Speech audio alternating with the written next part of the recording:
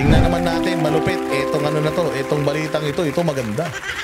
Bago daw siya maging mayor sa 2025, dapat daw si Leni Robredo ang maging bagong DepEd Secretary. Ang galing.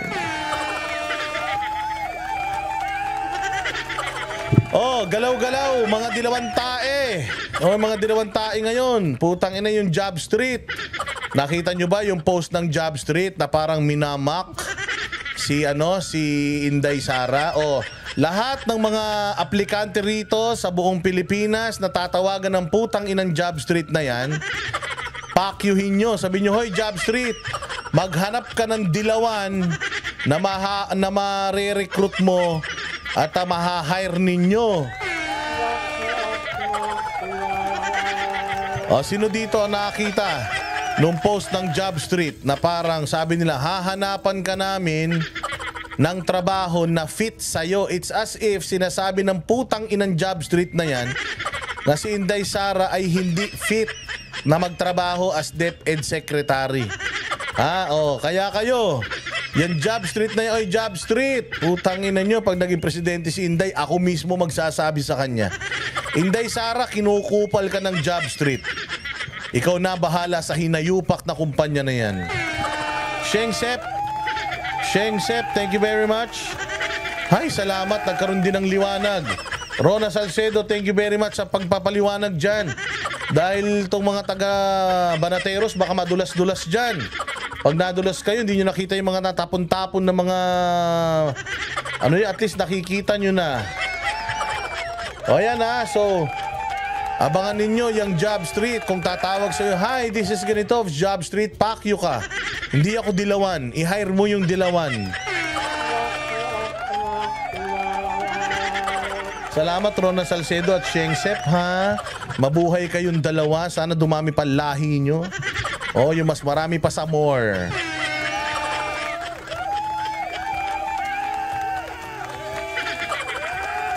Yung post versus Job Street, nakapost pa sa Philippine HR Group. Naku po, pinagpiestahan ng mga buset, mga dilawang tae. Utangin na yung mga akala nila. Yung mga anak ni Leni Robredo, mga yan, pare-pare silang mga lugaw. Ito pakinggan ninyo itong balitang to. Ang dilawan at ang mga loyalista ay nagkakainan na po ng mga suka. Dating magkakaaway, dating nagsasaksakan, ngayon po kabit-kabit na sila.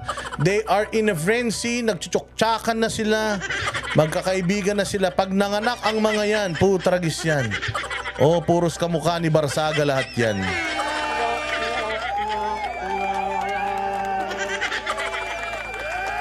Nagagalit tuloy si Nightbot. Sabi niya, huwag kayong puro tawa, tawa kayo ng tawa. Ito, i-play natin.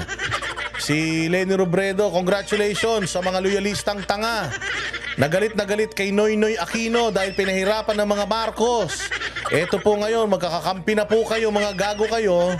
I-enjoy nyo ang company ng isa't isa. Ayan, maghalikan kayo, maglaplapang kayo hanggang sa maubusan kayo ng hininga. Netizens na si dating VP Leni Robredo ang dapat kumalit daw kay VP Sara Duterte bilang bagong Education Secretary. Mga loyalista, anong masasabi nyo na kukunin or dapat kunin ni Marcos si Leni na inyong Department of Education Secretary? Mga loyalista, di ba galit kayo kay Leni nun? Len lugaw, dinaya mo si Bongbong. Dinaya mo si Bongbong nung eleksyon. Mandurugas ka. Dinaya pala kayo sa eleksyon. Ba't kakampi nyo ngayon? Lala Bondok, ay sarap naman. Ang sarap naman ng pagkaganyan. Ang mga sinasabi, puros katotohanan. Kapag may pakulay, katotohanan ang sinasabi niyan. Hello, handsome Boss Dada. Ay, grabe. Di ako naniniwala Di ako naniniwala sa ganyan, pero Lala Bondok, ikaw lang ang pininiwalaan kong nagsabi ng ganyan. Kaya maraming salamat sa iyo, ha? Lala Bondok, yan po ay kusang loob, ha? Kayo talaga. So, mga loyalista. Di ba sinabi nyo, dinaya kayo nito? Dinaya, mandaraya. Mandaraya, dinaya ako. Dapat ako ang BP. Puta, tinalo kayo ni Lenny Robredo. 6 na taon na inaaway niyo si Robredo, dinaya kayo. Tapos ngayon, kampi-kampi kayo. Anong feeling?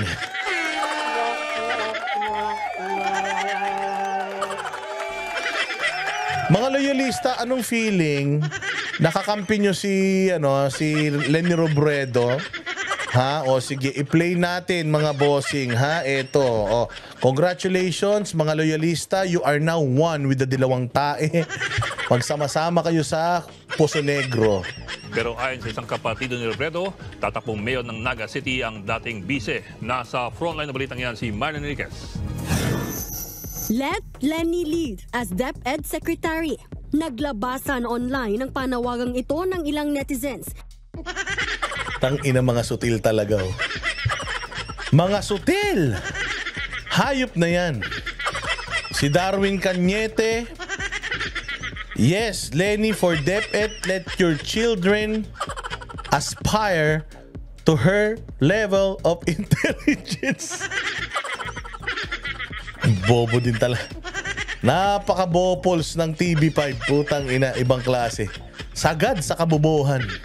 Sabi naman ni For the Motherland, Sasrogando Sasot, I sincerely hope Lenny becomes DepEd Secretary of BBM. It will be poetic justice.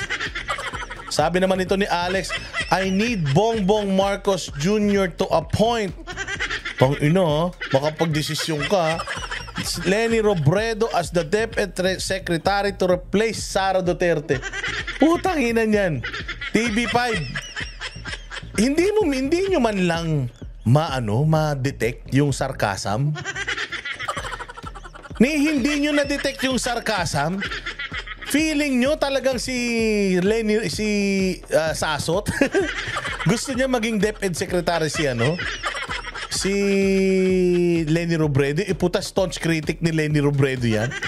Ito din si Darwin Cañete. Do you think yang sinabi niya na yan, he means it well? Putang mga sarcastic yan.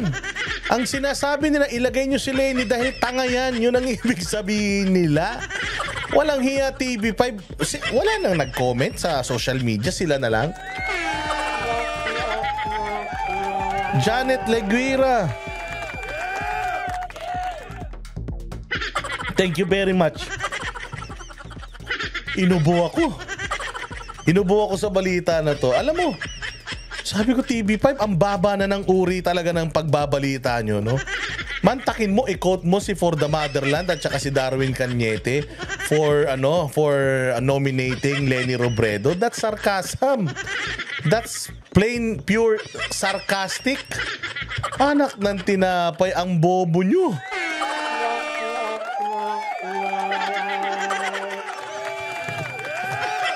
Frontline Pilipinas, ano ba kayo? Nakakahiya naman kayo. Walang hiya o para lang Puta lang, para may maibalita lang kayo. Ganyan nakabobo yung editor nyo, yung editor-in-chief nyo. Anak ng tinapay. Sabi ni Dabawi niya, TV5, may maibalita lang. Diyos ko, Bongbong, di nila deserve yung bayad mo. Oo nga eh. Bayaran mo na lang yung mga banateros. May popropaganda ka pa namin ng maayos.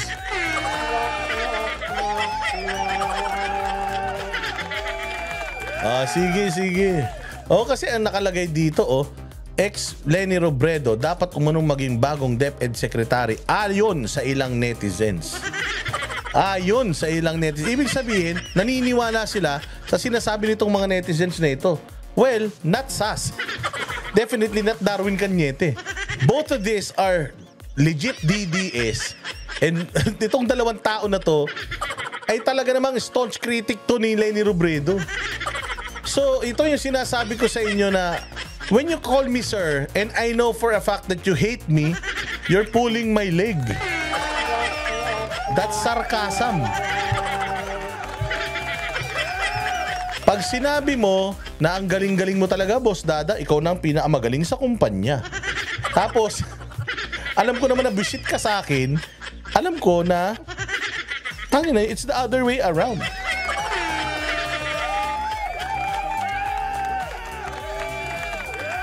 Matapos mabaka bakante ang posisyon dahil sa pagbibitiw ni Vice President Sara Duterte. Trending din sa Twitter si dating Vice President Leni. Puto, trending ah. Sana Twitter ka na. Napakaganda ng numero. 9666. Putang ina, satanas na satanas ah. Oh, tamo, demonyo. Oh, yung 9, baliktarin mo. 6 yan. Putang ina, 4 na 6. Pucha, satanas.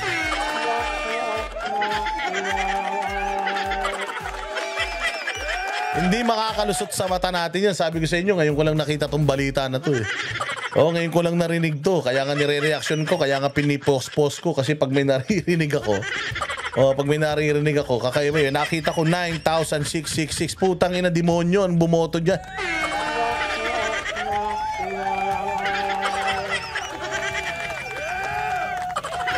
Putang ina, Santanas. Sige, trending in the Philippines, Leni, 9,666 post. Sige. Si Robredo. Ayon sa mga netizens, si Robredo dapat ang maging susunod na DepEd Secretary dahil sa... naman. Kasi magandang ehemplo si Leni Robredo. Sa sobrang gandang ehemplo niya, di umano, yung jowa niya may asawa pa, ginowa niya na.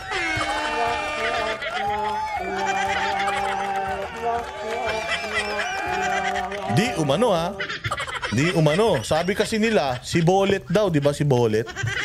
Jowa daw nito. Sabi nila ha, matagal na issue na yan. Hindi ako nagsabi niyan. Balita ko si Bolet, may asawa din. Jowa niya, tas yung jowa niya may asawa, buhay pa. Buti siya, patay na yung asawa niya. Okay lang.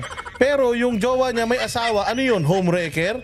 Kung homewrecker ka, di umano. Question to ha, kung homewrecker ka, ikaw ang Department of Education Secretary, anong moral ascendancy mo? So anong maituturo mo sa mga estudyante? Makiapid?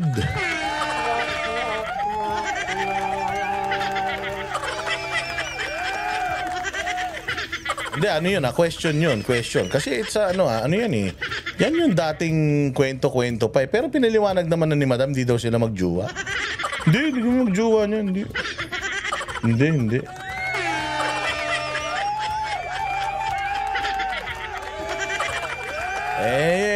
Ako naniniwala naman ako kay Leni Robredo na hindi totoo talaga yung balita na homewrecker siya. So dapat lang talaga siya ay maging DepEd Secretary dahil siya ang epitome of motherhood of the Philippines. And she's the best role model to the students of the secondary and primary education of the planet.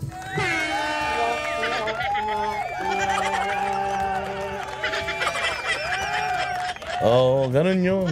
Kayo talaga, sige, diretso. Kanyang magandang plataforma noon sa edukasyon. Pero ayon kay Albay Representative at Liberal Party President Edsel Lagman, hindi sila umaasang iaalok ni Pangulong Bongbong Marcos. Masa talaga kayo.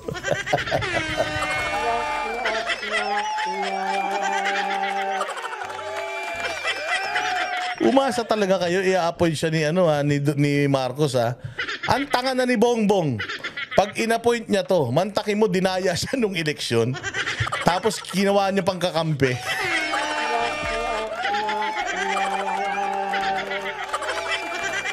Hindi, totoo yan ha. Napakagungong na ni President Bongbong Marcos. Napakagunggong niya na. Hindi ko sinasabing gunggong siya ha. Pero kung i-hire niya to si Leni na ka-alyado 6 na taon dinaya ka. Utang ina, dininay yung pagiging vice president mo. Ang laki ng ginastos mo sa kaso. Pagdating ng dulo, natalo ka, inasar ka pa niyan. Tapos ngayon gagawin mong secretary. Utang ina, may delikadesa naman.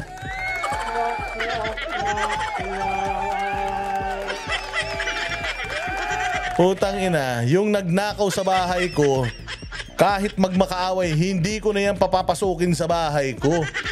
Pucha, napakahina mo naman kung ninakawan ka na, kitang-kita na sa CCTV, puta, pinapasok mo ulit ng bahay, tapos umalis ka pa.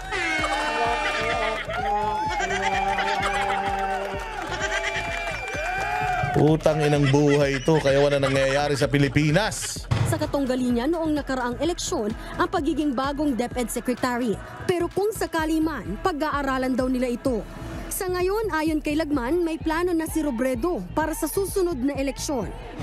Ang last namin na pag-uusap ay siya ay tatakbo as mayor ng Naga City upang ipagpatuloy ang programa. Oy, grabe naman kayo sa mathematics ni Lenny. 40 times 40 is equals to 16.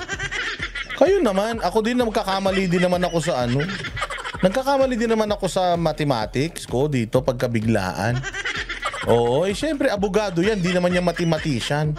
Kung mathematician yan, sana nag-engineer yan. Oo, hindi ba? Eh hindi, kaya nga nag-abogado yan dahil hindi yan magaling sa mathematics. Masyado naman kayong perpekto. Pero ang kabobohan, yung meron kang 3 anak na babae, mali. Yung meron kang 3 daughters and all of them are girls, yung kabobohan na yun.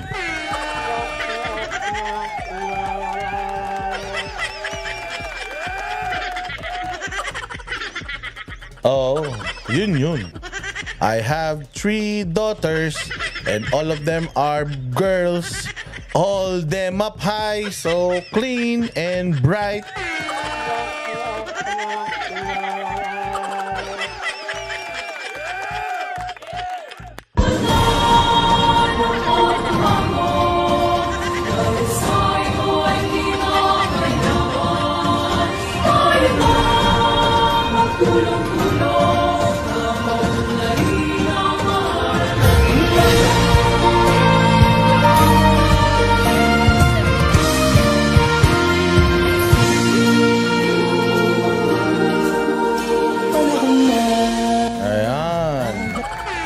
Ang panahon ng pagbabago. Opo, ang panahon ng pagbabago kung saan si Leni Robredo ang DepEd Secretary. Tayo na. Ilang buhay ito. Joke time. Ng kanyang late husband. Ano ba yung kanyang late husband? Na late lang ba yan? O deads na yan? Ha? Ang hirap. At siya naman ay sasama sa national campaign para sa senatorial slate ng Liberal Party at ang... G, maraming salamat sa iyo, G. Thank you very much. Arigato. Ay, grabe si G, Sa buong buhay niya ng pag-YouTube, ngayon na siya nagpakulay. Sabi, let's celebrate their first super on a live stream. G, thank you very much. Ako ang iyong unang pakulay sa iyong buhay. Mga kaalyansa ng Liberal Party. Tinabla rin ni Lagman ang sinabi ni dating presidential spokesperson Harry Roque na si VP Sara ang bagong leader ng oposisyon. Giit niya, Liberal Party pa rin ang tunay na oposisyon dahil isinusulong nila ang mabuting pamamalakad sa gobyerno, demokrasya. Sila pa rin ang oposisyon kasi nga sila pa rin ang nagpapakalat daw ng magandang mga gawain sa mundo. Tang ina niyan, yung EDCA hindi nyo inopost. Yung EDCA. Tapos yung mga budget dyan na kalokohan. Ha?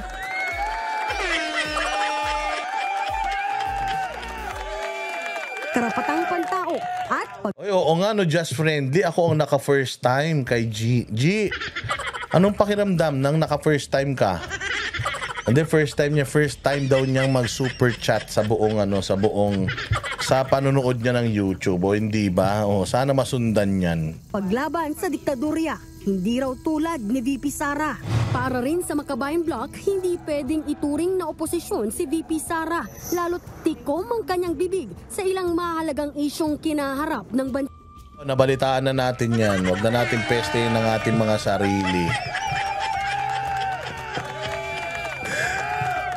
Hindi ba? Ang saya-saya ng live stream natin ngayon dahil kagabi hindi tayo nakapag-live ng maayos dahil dito sa ano na to, Ninong Randel, Diyos ko po, etong camera na to, ang mahal nito.